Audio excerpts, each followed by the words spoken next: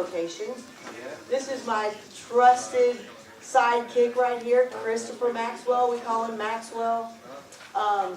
So we're here today. You can serve this at your St. Patrick's Day party, or just, it's actually good for breakfast or any day. And it's an item that you can make ahead of time. So you don't have to be stressed when your company comes over or your family comes over to eat breakfast or at your party or whatever. I just want to show you I'm using just the regular already corned beef brisket. You can get this at Kroger. It's already seasoned. Otherwise, if you want to do it yourself, it takes about 10 days. You can brine regular beef brisket, and in 10 days you'll actually have corned beef. Because that's about all it is just brined beef brisket. I can't say that real fast. So I'm getting this out of the package, and I'm just going to put it in a stock pot. And then I'm actually going to keep the juice. You don't want to throw that out because there's a lot of flavor in that. And then it also comes with a packet of seasonings that you don't have to worry about measuring seasonings. It's already ready to go. So what I do to make this even a little bit more festive, I use a lager beer. A lot of recipes, they don't use the beer, they just use water. But this is going to add a nice little flavor to it, give it a little yeasty flavor to the corned beef. So you're going to pour your beer right on your beef. You turn it on to high because you want it to boil.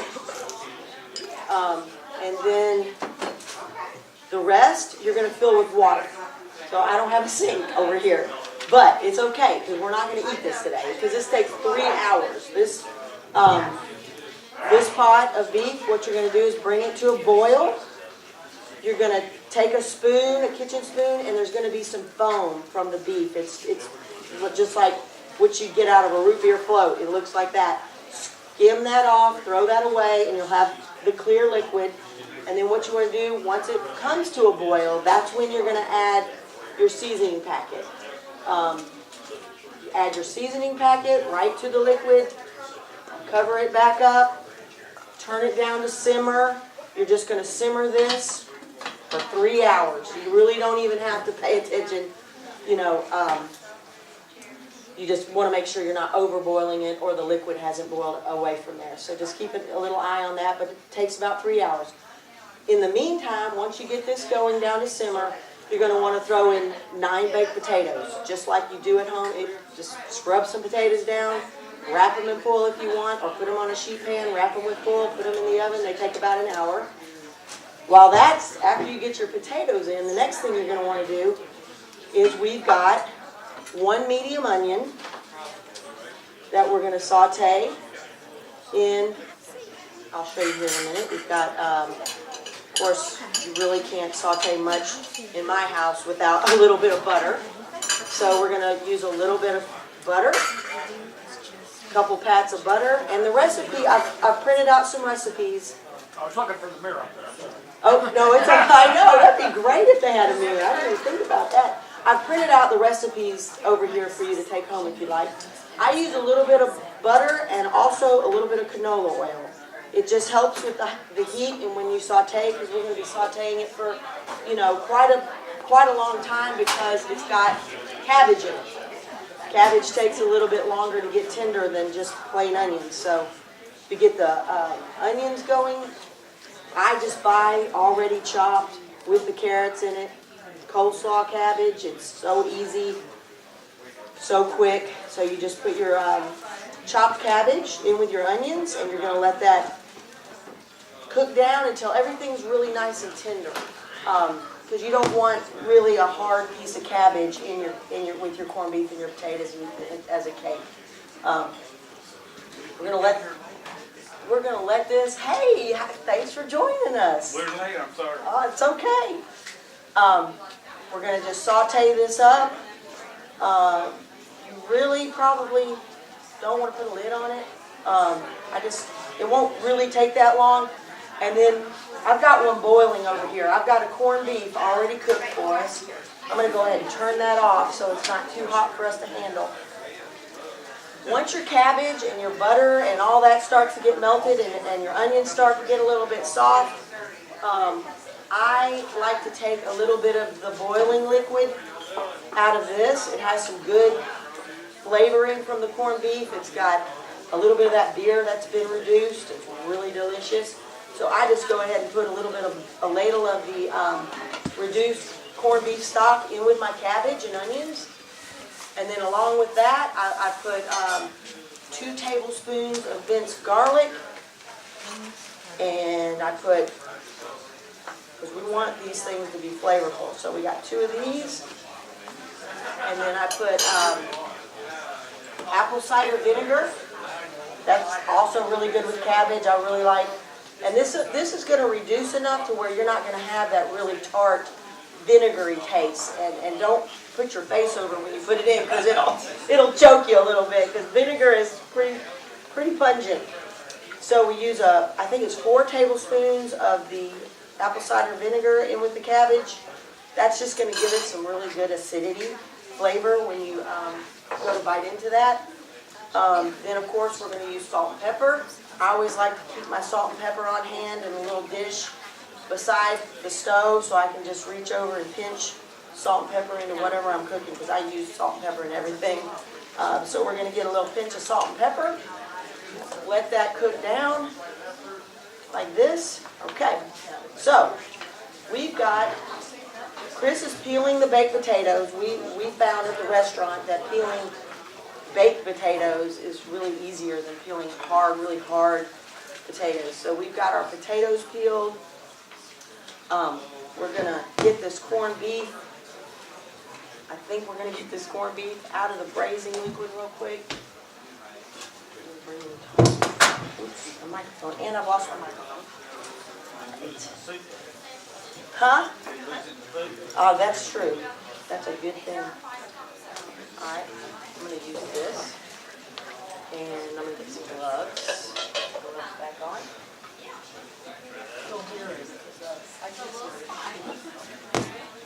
One thing I really want to show you when you get your corned beef out of the, you want to let it boil for 3 hours. You want to turn it off. You want it to rest in the liquid for about 30 minutes before you take it out, just so it's not boiling hot like this one's probably going to be. So you get your brisket out, okay? What I'm going to tell you is it's going to have some soft fat on it, and you don't want that in your hash. So you can just take the sharp side of your blade and scrape it. It'll just scrape right off. You'll start to see, I mean, if you wanted to, I don't know if you guys can see this, but this corned beef is so tender, it's just pulling apart. Like, you don't even need a knife. It's just going to shred, just like you were doing brisket for barbecue. It gets that tender. So you're just going to want to get all the fat off, and it's so easy to do. You just scrape it like that. You get all the fat, and once you do that, you're going to be able to see the grain, the grain of the beef. On this one, you can see it's just going diagonal like this. So you want to cut against the grain. And it's fork tender. You can it's not going to take much for you to have to chop that. And I go both ways. I slice it first against the grain, and then I go back and I cut it the opposite way. So you just chop your corned beef. You got that in a bowl. You've got your sauteed cabbage and onions that are really soft, nice and soft and tender. You're going to go ahead and put that in there with this. And I'm not putting the whole amount just because I only used a half a piece of the brisket. But it says on the recipe you're going to find a 4 to 5 pound brisket. So this recipe is proportional to that. You get your cabbage in there, and then once you got your chilled baked potatoes, you can just take a cheese grater and literally make hash browns. You can just grate these, and they come out just like hash browns. And so you're going to put those in with your cabbage and your corned beef. All right. Then once we get all that in there, we'll just do one more potato. You get that in there. You're going to stir it really good to get it good and combined. You're going to add 4 eggs. You're going to get 4 eggs, which we're not going to put 4 eggs in this. probably only gonna put 2 because this is kind of like a half recipe. You got a couple eggs in there to hold it, and then I like rye bread with my corned beef. That's just a personal preference. If you don't like rye bread or anything like that, then don't use it. But I got these rye crackers, and I made rye breadcrumbs. I just put the crackers, they're very light, I put them in a food processor, and I just made rye breadcrumbs. On this, it calls for a cup and a quarter of rye breadcrumbs. And we're going to mix them in there with the eggs, and the potatoes, and the cabbage, and stir it together really, really good. You want to let it rest for a minute before you actually turn it out and turn it into cakes. You can also sample it just on your own to see if you might need a little more salt and pepper. You may need a little bit more salt and pepper. So what we do is we mix this up really, really good. Make it a real big, happy family in there. Once we get it all mixed together and everything is happy and having a party in there. Sorry, I'm just doing so we can turn this off. Panko breadcrumbs is the next thing you're going to use. You're just going to put a little bit of panko in a dish. You don't need anything else because this is going to be pretty juicy with the cabbage and the potatoes and everything in there and the corned beef. It's actually going to be enough to where you can. What I like to do is pack it into a measuring cup. So when I get it done, it's really a perfect little cake. You can use any size you want. You can use half a cup, a quarter a cup, a third a cup. The ones I made for you today, which if you don't mind getting those out of the oven, I made some for you guys to try. I made them in a quarter cup, so they're kind of small. But then you don't have to have anything. You just put the cake in the breadcrumb, you get it just on the outside a little bit. It ends up looking like that. And then what you're going to do is I like to use an iron skillet when I'm browning things like cornbread. If you make cornbread fritters or any kind of fritters, I like to use an iron skillet. I don't know how I'm doing my time at all. So if I had time. You're good. It's not time to go home. Oh, We're going to eat. Really? Okay. You got to hang in here and feed us for a while. Awesome. Yeah, awesome. So we're going to turn our skillet onto like medium high. And just like I did with the cabbage, I like to use a little oil and a little butter when I'm browning things like this because it just adds a really nice flavor. And it also browns it to a golden brown. So you just want to coat the bottom of the skillet with some canola oil. Or you could use olive oil, but for this I like a sunflower oil or canola oil with this flavor. And then I also put in a couple of pats of butter melted in with the canola oil. And then we're going to let this get to medium high. And I'm going to tell you about a little sauce. The sauce is basically half mayonnaise and half whole grain mustard. I like this mustard. It's a sweet sandwich mustard. It's sweet and spicy. You can get this at Kroger's.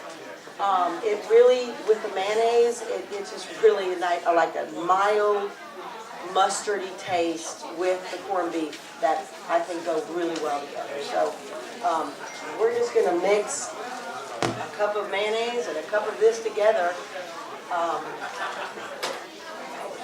and that's going to be our sauce. And you don't have to have a sauce. I mean, if you're going to serve it with breakfast, you can just put some fried eggs on top of it. That could be your sauce. There's a lot of things you can do. If you like Thousand Island dressing with your corned beef, I thought about using that. You could just put a little dollop of Thousand Island on the side. It'd be like eating a Reuben without the bread, you know. So I'm going to get Chris to just mix a little bit of this over here and some of that, like half and half.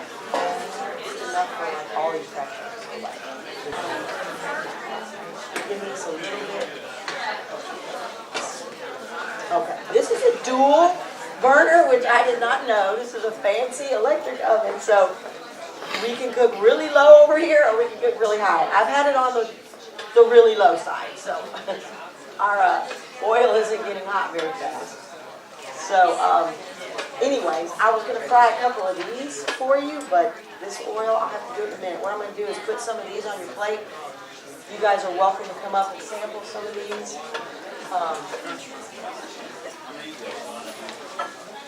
Does anybody have any questions about anything? About any of the products or any of the method or? Okay. Yeah. Well, there you But go. I was gonna say, it's easier to just come down and eat with you. Yeah.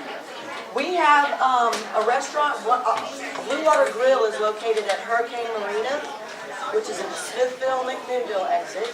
And then it's 3 miles off the interstate, and we're down at the marina. We're actually a floating restaurant. We just recently, this past September, I partnered with Chris Maxwell, and we opened Blue Water Grill on the Hill, which is a cafe at the Appalachian Center for Crafts. It's a part of Tennessee Tech University. It is just a very tranquil, peaceful place to visit. Our food is very similar to kind of what we serve down at Blue Water Grill, only it's more for students. So the price point of it is very reasonable. And we're open 7 days a week there. So we're open, right now, 7 days a week. We're open from 8 to 3 o'clock. And then on the weekends, we are open from 3 o'clock till, what time? About 9 or 8? 8:30 on Friday and Saturday nights. And we do grilled sirloin steak. We do crab cakes. We do a nice pasta. So it's a really nice, we do catfish. We have a smoked pork nachos. With a smoked Gouda cheese sauce on. I mean, we're kind of creative, and we also have some things that are pretty simple. So we would love to see you guys there. It's a great place to come bring people that are visiting because the gallery for the craft center is there, and the art that's available is incredible. Like, these are world-renowned artists that are right here in our backyard that create some amazing artwork. And then we've got some really good food that you can sample while you're there. So breakfast and lunch. We're planning on opening the Blue Water Grill at the marina probably around April 15th.